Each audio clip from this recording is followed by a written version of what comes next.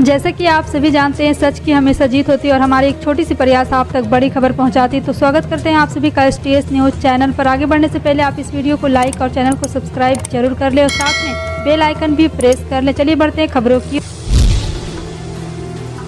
और आप किस राज शहर से न्यूज़ को देख रहे हैं, कमेंट में जरूर लिखिए। निजी क्षेत्र की दिग्गज बैंक ICICI बैंक ने फिर से फिक्स डिपॉजिट रेट में बढ़ोतरी करने का ऐलान किया है। ICICI बैंक ने अपने FD रेट में 5 बेसिस पॉइंट की बढ़ोतरी करने का फैसला किया, जो 22 जून 2022 से लागू हो चुका है। 2 करोड़ रुपए से कम के FD पर ब्याज दरें बढ़ाने का निर्णय लिया गया है। ICICI बैंक के वेबसाइट के मुताबिक 7 से 14 दिनों के FD पर अब 2.75% ब्याज मिलेगा। वहीं 91 से 120 दिनों के FD पर 3.75%, 185 से 210 दिनों के FD पर 4.65%, 290 दिनों में लेकर 1 साल से कम अवधि वाले FD पर बैंक 4.65% ब्याज देगी।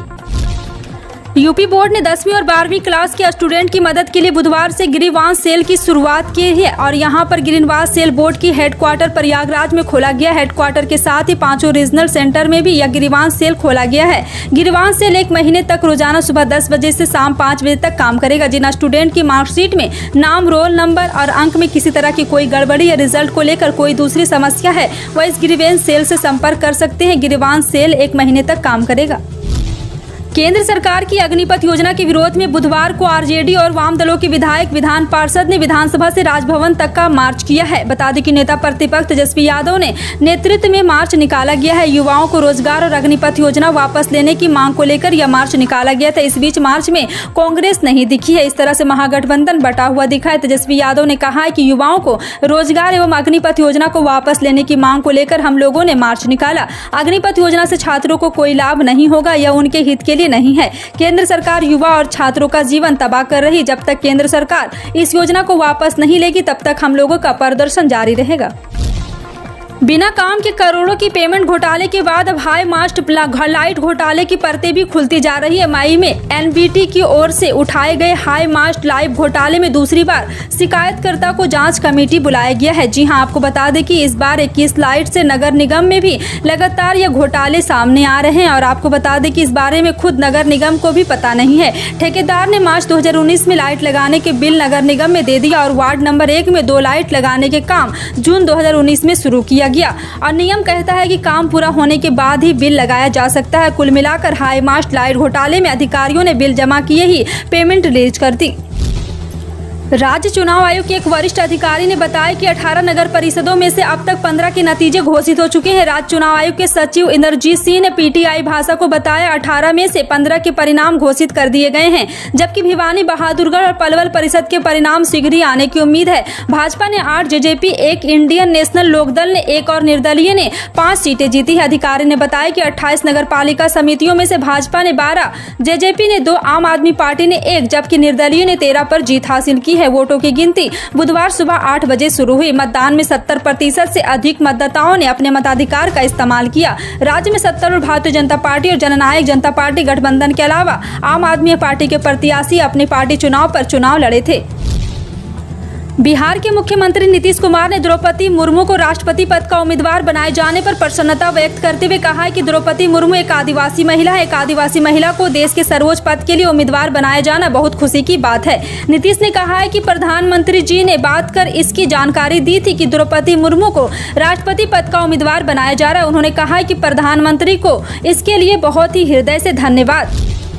संघ लोक सेवा आयोग ने सिविल सर्विसेज एग्जामिनेशन 2022 का रिजल्ट घोषित कर दिया है। जिन उम्मीदवारों ने इस परीक्षा में भाग लिया था वह अब आयोग की आधिकारिक वेबसाइट upsc.government.in के माध्यम से अपना रिजल्ट देख सकते हैं। इसके अलावा आयोग ने भारतीय वन सेवा परीक्षा का भी रिजल्ट जारी किया है। आयोग द्वारा यह प्रिलिमिनरी एग्जाम परीक्षा 5 जून 2022 को देश भर के विभिन्न केंद्रों पर आयोजित की गई थी। इस परीक्षा में सफल होने वाले उम्मीदवारों को अब मेंस परीक्षा के लिए उपस्थित होना होगा। बता दें कि त्रिपुरा में विधानसभा चुनाव होने में बमुश्किल 6 महीने बचे हैं। इससे ठीक पहले सत्तारूढ़ भाजपा के गठबंधन सहयोगी indigenous people front of Tripura यानी कि IPFT का एक बड़ा और एक धड़ा शनिवार को शाही वंशज प्रद्योत किशोर देववर्मा की पार्टी TIPRA मोथा में शामिल हो गए। उन्होंने IPFT के खिलाफ अपनी अलग राज्य पिपरालैंड की मांग से हटने और बीजेपी की B टीम के रूप में काम करने का आरोप लगाया है। 2019 में कांग्रेस छोड़कर प्रद्योत ने पिछले साल फरवरी में TIPRA मोथा बनाया था। TIPRA मोथा के गठन के 2 महीने बाद ही पार्टी पिछले साल जिला परिषद में सत्ता में आई। IPFT के कुछ नेता सहित राज्य के विभिन्न हिस्सों के 11,000 से अधिक मतदाता यह कहते हुए पार्टी में शामिल हुए कि TIPRA मोथा अकेले अलग राज्य के लिए ईमानदारी से संघर्ष कर रहा है। दिल्ली परिवहन निगम द्वारा भर्ती अधिसूचना जारी की गई है। इसके अनुसार DTC द्वारा मैनेजर के पदों पर भर्ती की जाएगी। इन पदों पर अनुबंध के आधार पर भर्ती की जाएगी। इस भर्ती अभियान द्वारा मैनेजर और मैनेजर के पदों पर अभ्यर्थियों की भर्ती की जाएगी। आवेदन करने के इच्छुक उम्मीदवार DTC की आधिकारिक वेबसाइट पर जाकर इस भर्ती के लिए आवेदन कर सकते हैं। इन पदों के लिए उम्मीदवार 12 जुलाई 2022 तक आवेदन कर सकते हैं। उत्तर प्रदेश के 5 शहरों में विमान सेवा शुरू करने के लिए प्रदेश सरकार और भारतीय विमानपत्तनम प्राधिकरण के बीच हुए करार के बाद हिंडन से इन शहरों को कनेक्ट करने की उम्मीद बढ़ी है। गाजियाबाद और नोएडा में रहने वाला बड़ा वर्ग इन शहरों से जुड़ा हुआ है। माना जा रहा है कि इनमें से चित्रकूट और आजमगढ़ के लिए यहां से उड़ान सेवा शुरू की जा सकती है। हालांकि हिंडन घरेलू उड़ान सेवा से जुड़े अधिकारी और आधिकारिक रूप से इस पर कुछ कहने से बच रहे हैं, लेकिन सूत्रों का कहना है कि तकनीकी स्तर पर इस पर महीनों से काम चल रहा है। बस अधिकारियों की अनुमति मिलने का इंतजार किया जा रहा है। पश्चिम बंगाल के राज्यपाल जगदीप धनखड़ ने शनिवार को मुख्यमंत्री ममता बनर्जी को राजकीय विश्वविद्यालय के कुलपति बनाने वाले विधेयक को वापस कर दिया। राज्यपाल ने इसे अनुपालन की अपूर्णता के आधार पर वापस किया है। ममता बनर्जी कैबिनेट ने पश्चिम बंगाल के विश्वविद्यालय के कुलाधिपति राज्यपाल की जगह मुख्यमंत्री होने वाला विधेयक 14 जून को राज्य विधानसभा में पारित किया था। राजभवन की एक प्रेस विज्ञप्ति में कहा गया कि विधानसभा सचिवालय से राज्यपाल के विचार के लिए विधेयक भेजे गए। इन विधेयकों में राज्य के विश्वविद्यालय के चांसलर CM को बनाने का विधेयक भी शामिल है। इस विधेयक को लेकर विधानसभा बहस भी पूरी आधिकारिक रिपोर्ट जल्द से जल्द बनाकर भेजी जाए। देश में किसानों की आर्थिक स्थिति में सुधार करने के लिए भारत सरकार विभिन्न योजनाओं को चला रही है। इन योजनाओं का उद्देश्य किसानों के जीवन स्तर को सुधार और उनके भविष्य को सुरक्षित करना है। इसी को देखते हुए भारत सरकार ने कुछ साल पहले प्रधानमंत्री किसान सम्मान निधि योजना की शुरुआत की।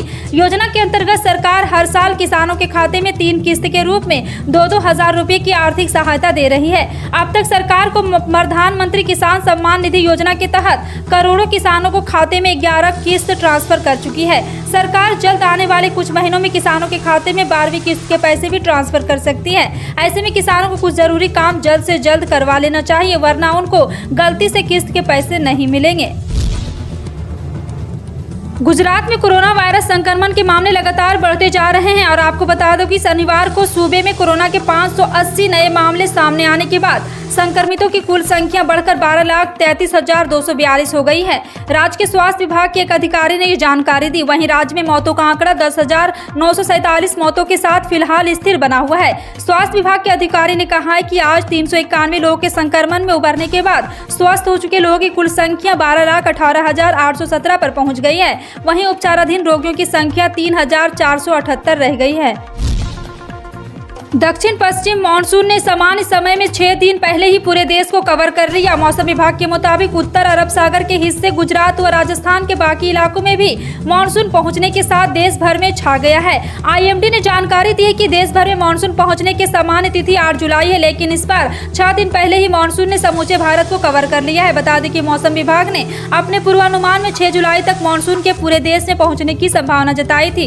राष्ट्रीय राजधानी दिल्ली, उत्तर प्रदेश, पंजाब और हरियाणा समेत उत्तर भारत के राज्यों में 30 जून को मानसून की दस्तक के बाद से देश के तमाम राज्यों में बारिश का सिलसिला जारी है। बीते 24 घंटे की बात करें तो यूपी के कई जिलों में झमाझम बारिश हुई। वहीं मध्य प्रदेश, गुजरात, महाराष्ट्र और राजस्थान में भी जमकर बादल गरजे हैं। देश के करोड़ों लोगों की दिलचस्पी इस बात में होती है कि पेट्रोल डीजल का रेट क्या चल रहा है और दोनों की कीमतों में कोई बढ़ोतरी हुई या नहीं। पेट्रोल डीजल लोगों की जिंदगी से जुड़ा हुआ अहम मसला है और दोनों की कीमतों में दिलचस्पी का कारण भी यही है। ऐसे लोगों के लिए बड़ी खबर है कि रविवार को भी पेट्रोल डीजल की कीमतों में कोई बढ़ोतरी नहीं की गई है। जानकारों का कहना है कि 40 दिन से अधिक समय से पेट्रोल डीजल का रेट पूर्व की भांति ही बना हुआ है। लोगों का कहना है कि इस कारण उन्हें काफी राहत मिली है। फिलहाल आपका इन सभी खबरों पर क्या कहना है, कमेंट सेक्शन में टाइप करके जरूर बताएं। इसी तरह की पल पल की अपडेट जानने के लिए जुड़े रहें आप अपने NTS न्यूज चैनल से। मिलते हैं अगली बड़ी खबर में, तब तक के लिए जय।